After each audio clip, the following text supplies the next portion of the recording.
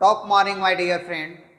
मैं कंटिन्यू आपका सेनो पर वीडियो बना रहा हूं और आपको सेनो से एंटरटेन या रूबरू करवा रहा हूं।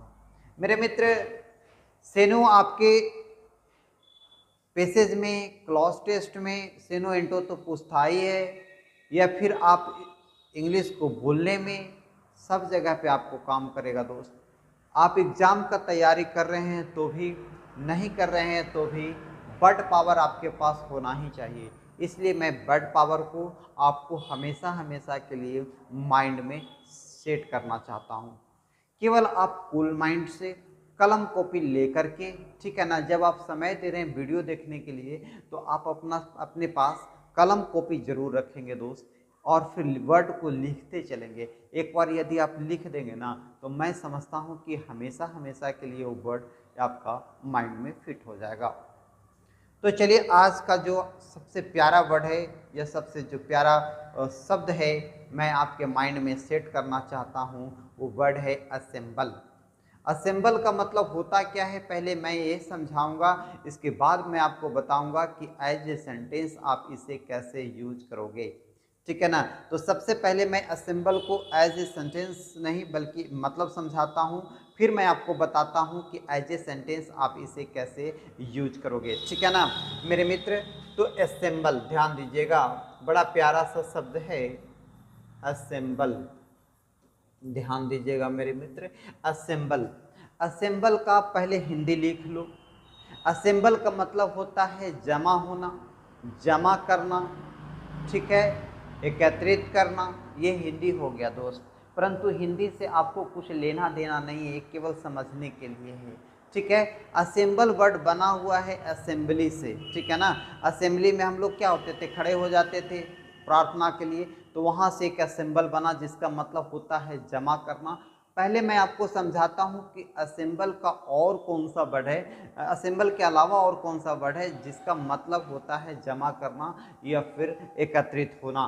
तो असेंबल के अलावा जो आप वर्ड यूज कर सकते हैं वो वर्ड यूज कर सकते हैं कलेक्ट यूज कर सकते हैं। कलेक्ट के अलावा जो आप वर्ड यूज कर सकते हैं मेरे मित्र वो गैदर कर सकते हैं।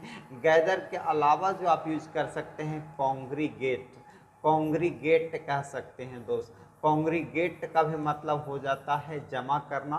कंग्रीगेट, सॉरी कॉन्ग्रीगेट नहीं, कंग्रीगेट होता है। या फिर आप कह सकते हैं पिकअप, पिकअप का भी मतलब हो जाता है जमा करना।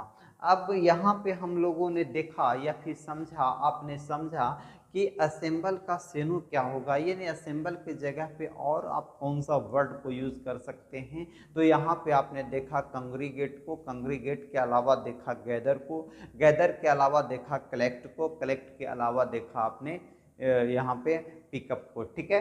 तो ये आपका सेनो हो गया मेरे मित्र। अब मैं आपको बताता हूँ कि एज ए सेंटेंस आप इसको कैसे यूज करोगे। एक बार एज ए सेंटेंस यूज करना सीख गया ना तो फिर मैं समझता हूँ कि आपके लिए इंग्लिश बिल्कुल आसान हो जाएगा और बहुत आसान वे में आप इसको यूज कर सकते हो। जैसे हम सेंटेंस में यूज कर सकते हैं, जैसे हमने कहा द पीपल, ध्यान दीजिएगा, द पीपल assembled,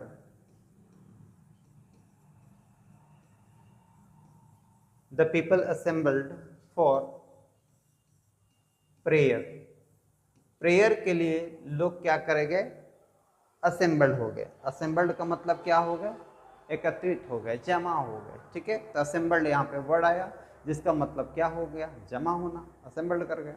हमने कहा क्राउड, ध्यान दीजिएगा, क्राउड गैदर्ड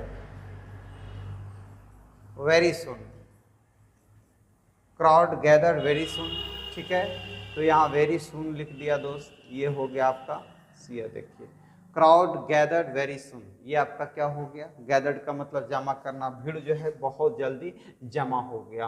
फिर हम आप कह सकते हैं कि collect I collect many books, ठीक है ना। मैं बहुत सारे किताब को क्या करता हूँ, गैदर्ड करता हूँ। तो मेनी बुक्स हो गया दोस्त, इस तरह से आप यूज कर सकते हैं। तो एज ए सेंटेंस आप इसको ऐसे यूज कर सकते हो। अब मैं पिकअप और कंग्रीगेट आपके लिए छोड़ रहा हूँ। इसको आप सेंटेंस में यूज करो और सेंटेंस में यूज करके दिखलाओ दोस्त, ये कैसे यूज होगा।